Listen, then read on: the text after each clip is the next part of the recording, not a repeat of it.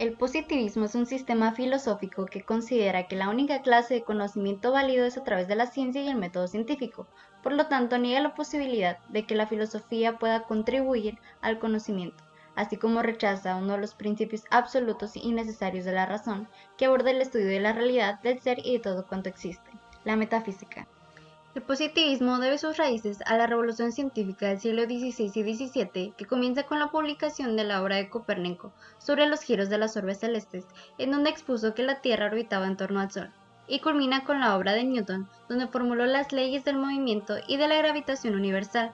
Continúa a través del siglo XVIII, influyendo en el movimiento social e intelectual conocido como la Ilustración.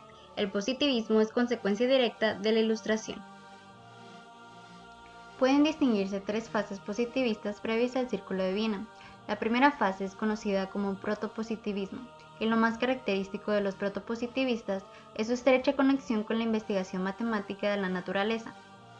Inicia en Francia a mediados del siglo XVIII gracias a los físicos matemáticos franceses, siendo el más eminente D'Alembert, formados por el cruce de tres corrientes: la física newtoniana, el mecanismo geométrico cartesiano y el empirismo británico, que decía que cualquier tipo de conocimiento procede únicamente de la experiencia.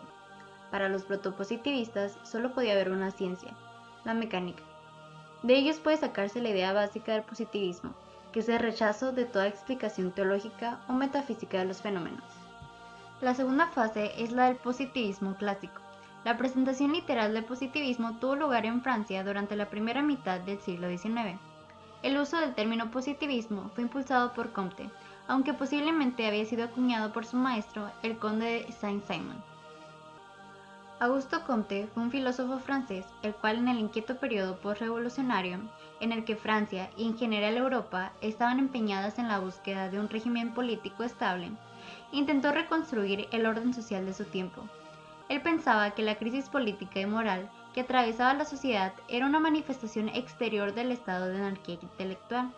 De ahí que emprendiese la tarea de construir la unidad del conocimiento, poniendo como fundamento la ciencia. Según Comte, todo desarrollo en la sociedad humana depende en última instancia del desarrollo científico.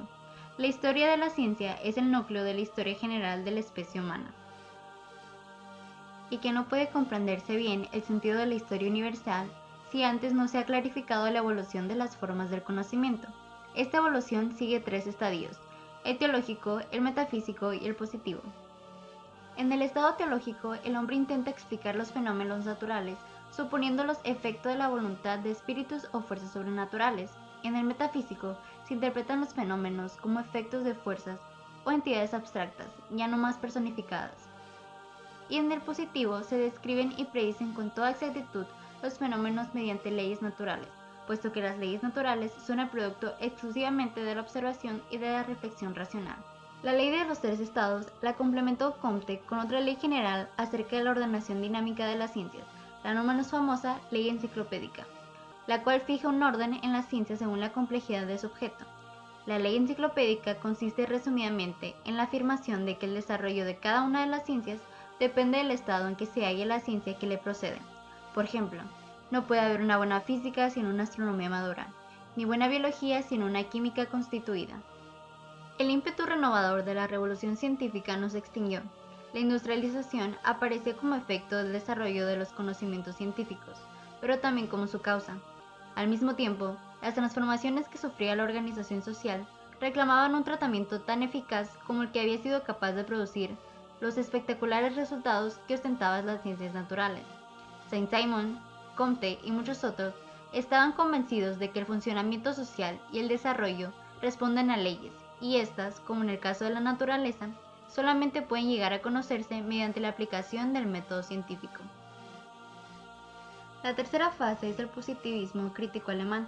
Se da a finales del siglo XIX como producto de trabajo crítico de físicos importantes como Hertz, Kirchhoff y Mach, este último siendo su portavoz más eminente. Los positivistas críticos alemanes no creían que los fundamentos de la ciencia fueran intocables. En la admisión incondicional de la ciencia en su estado presente, veían una nueva forma de dogmatismo y una nueva metafísica.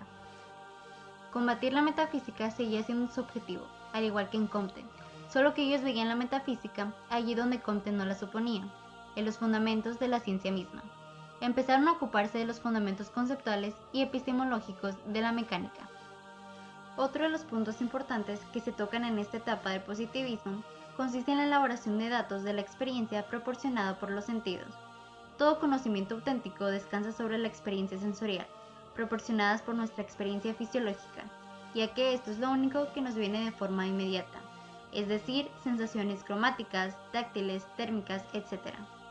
Por último, surge el positivismo lógico o neopositivismo, que se originó en Austria y Alemania en la década de 1920, donde surgió el denominado Círculo de Viena.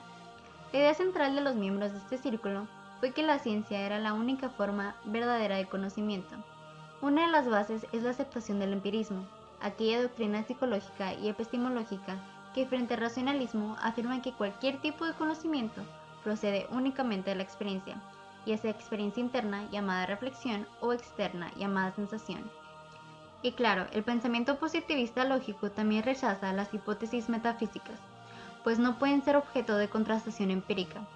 Algunos miembros del círculo se alejaron de Viena por motivos personales, pero el advenimiento del régimen nazi fue la razón decisiva de la interrupción de sus actividades en el continente europeo y su desplazamiento a los Estados Unidos. La etapa positiva de la historia representa la liberación de todo tipo de prejuicios científicos y la cristalización del destino del hombre.